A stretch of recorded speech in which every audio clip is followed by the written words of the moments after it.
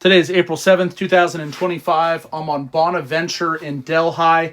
We're doing a sewer camera inspection. I'm using an access point that's located in the laundry room and utility area. We're right between the water heater and the utility tub near the rear foundation wall. And the report is as follows. Adam, I know we didn't discuss this, but from an inspection standpoint, when we're talking about this particular age frame of home, there tends to be a lot of potential of issues because you're at an age frame where the opportunity to install a plastic PVC pipe for your sewer line was available. But typically I tell people that if you're buying a house before 1980, there is a risk that you could have terracotta clay pipe, and terracotta tends to be kind of problematic with cracks, chips, breaks, root infiltration. You have a large tree in the front yard. I wouldn't let a friend or family buy a house without taking a look at this. So we're going to jump in here. We're going to see what we get, hoping that we see PVC all the way to the street, but this will tell us that for sure. All right, so as we drop down the pipe, this is the vertical drop, and then this is a 90 that's going to take us into the horizontal run. So this is now under the floor of the basement.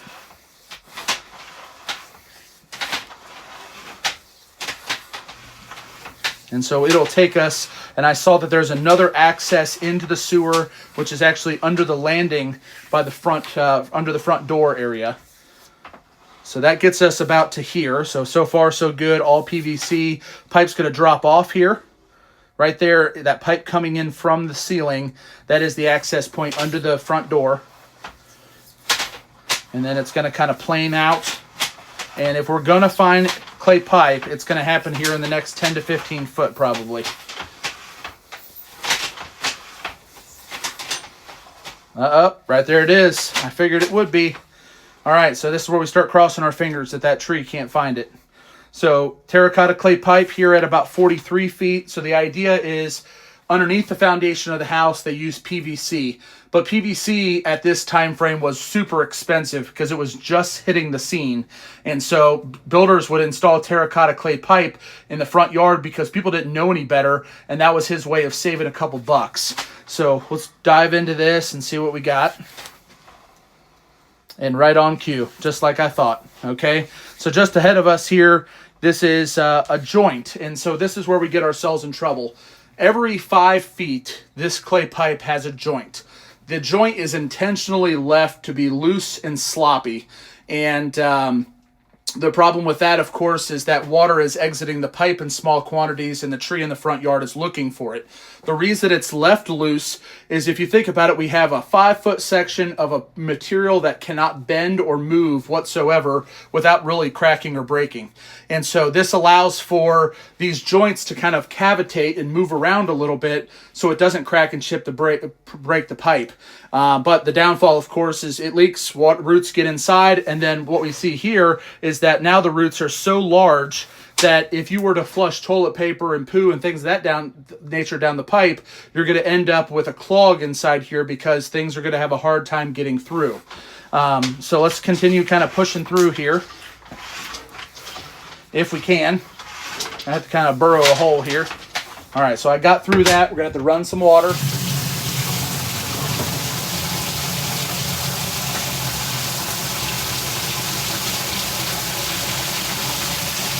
So just hang tight while I get this camera cleaned back up again.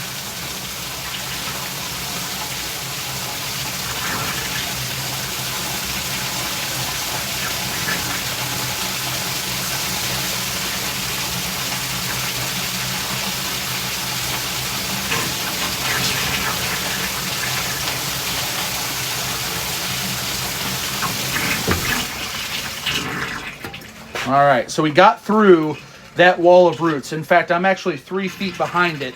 But what we're seeing here is that the roots are actually growing down the pipe laterally. You can go back and reference the footage counter in the bottom right to figure out where I'm at. But it's not just that seam that it's coming in at. It's now growing down the pipe. And that kind of tells me a little history that, okay, no one has been maintaining this pipe. So they're unaware probably that there are massive roots inside the pipe. Good news is okay, I don't see evidence necessarily that says they've had a backup, but at the same time, what I tell people is you may not use your house like the people that lived here used their house. If you just had one person inside here that barely used the system, that's going to be completely different than you, your wife, and the kid that's inside here, using this and putting a massive, difference in quantity of water and debris down the pipe. So I did break some loose actually here, which is interesting. As I push through there, the end of my camera is kind of like a spring, so it sometimes kind of gets lodged up on things. And now, of course, it doesn't want to let me get by this root that I broke loose. Hang tight, we're gonna run some more water.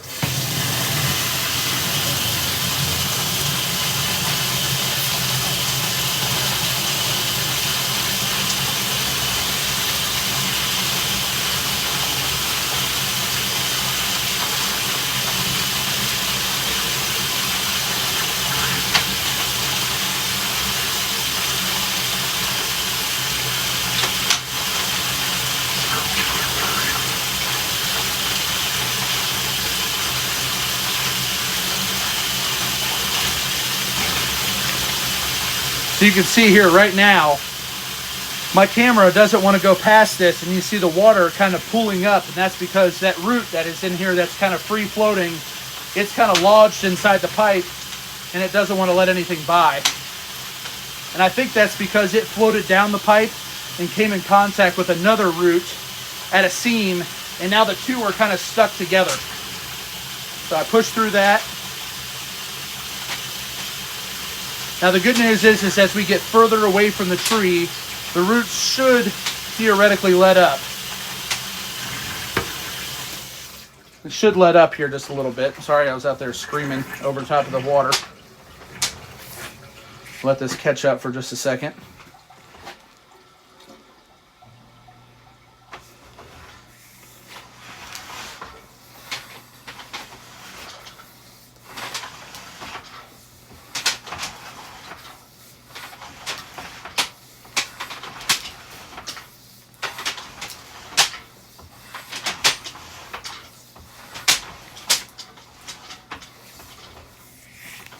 Some more roots down here at the base. Right ahead of us, we're about to hit the city connection, but there is another big nodule here on the left side.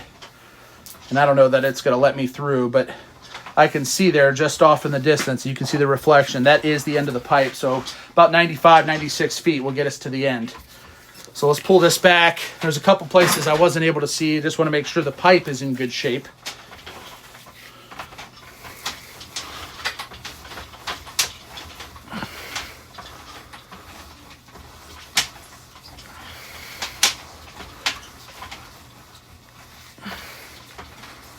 All right, so we're looking at a good condition of the pipe, which is, half the battle.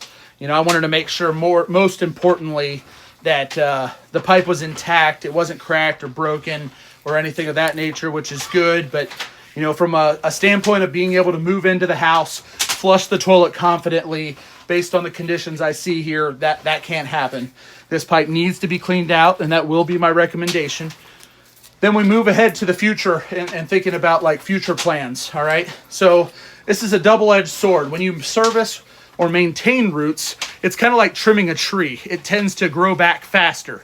So typically people have to manage their roots inside their pipe every 3 to 5 years, all right? So food for thought, you may consider removing the tree in the front yard, and that would be obviously a goal to prevent root intrusion into the future. But an arborist, which I'm probably not telling you anything, will tell you that a root structure will continue to grow even when the tree is completely gone and the stump is ground, up to 7 years after it's gone. And so you don't get that instant gratification, but hopefully then you clean now, maybe you clean one more time, maybe you can kind of put this to bed and not have to continue to maintain it if you choose to take the tree down. Obviously, that's not a necessity. The necessity here is either you take the tree down or you submit yourself to the idea that you're going to have to continue to maintain this pipe now and into the future.